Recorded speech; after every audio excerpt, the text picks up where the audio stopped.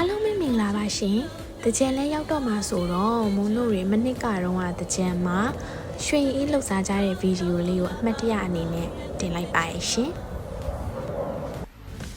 ရွှေအေးစားလုပ်တော့မယ်ဆိုတာနဲ့မုံကပထမဦးဆုံးကြောက်ကြောအရင်ကြိုပါတယ်။ကြောက်ကြောကိုဒီလိုကြည်ပြရောင်လေးတွေရအောင်လို့မုံက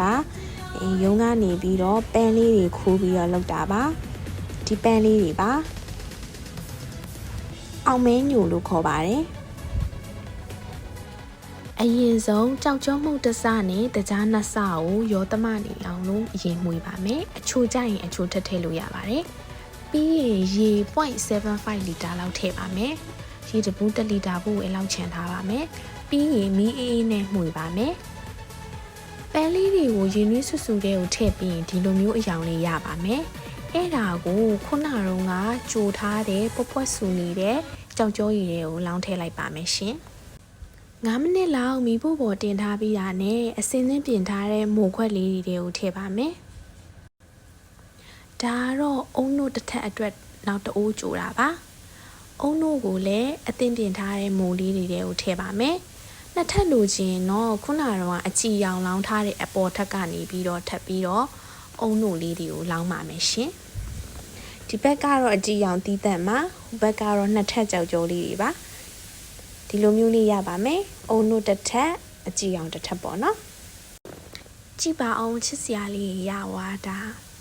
ပြီးရင်မုံကောက်ညင်းချက်ပါမယ်ကောက်ညင်းတစ်ခွက်ရေတစ်ခွက်ထည့်ပြီးပေါင်းဦးနဲ့ပဲချက်ပါတယ်ဒီဟာကတော့အုံနို့ရဲ့နွားနို့ရဲ့နို့စိမ်းရဲ့ကို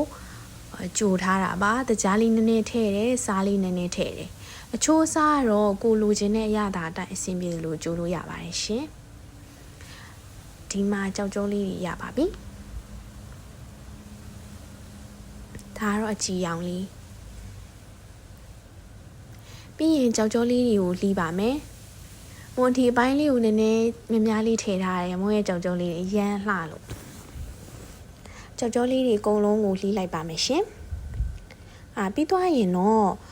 ကောင်းညင်းလေးစင်စင်ဖြစ်ပြီးရင်ကြောက်ကြောအမဲရောင်နဲ့ပန်းရောင်လေးတွေကိုတော့မွန်းဆိုင်ရပဲဝယ်လိုက်တယ်မိုးလက်ဆောင်ဖက်ကိုလည်းဆိုင်ရပဲဝယ်လိုက်ပါတယ်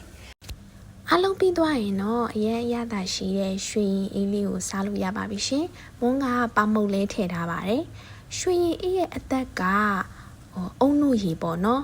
အဲ့ဟာလေးကိုအရသာကောင်းကောင်းလေးလုပ်နိုင်ရပါပြီကျန်တဲ့အစာပလာတွေကတော့ကိုယ်အဆင်ပြေသလိုထည့်လို့ရပါတယ်ရှင်ဒါဆိုရင်ဒီတကြံပိတ်ရက်မှာမိသားစုတွေနဲ့အတူတူရွှေရင်အေးလေးလှုပ်ရှားကြည့်ကြပါနော်မွန်ရဲ့ဗီဒီယိုလေးကိုအဆုံးထိကြည့်ပြီးလို့ကျေးဇူးများတင်ပါတယ်ရှင်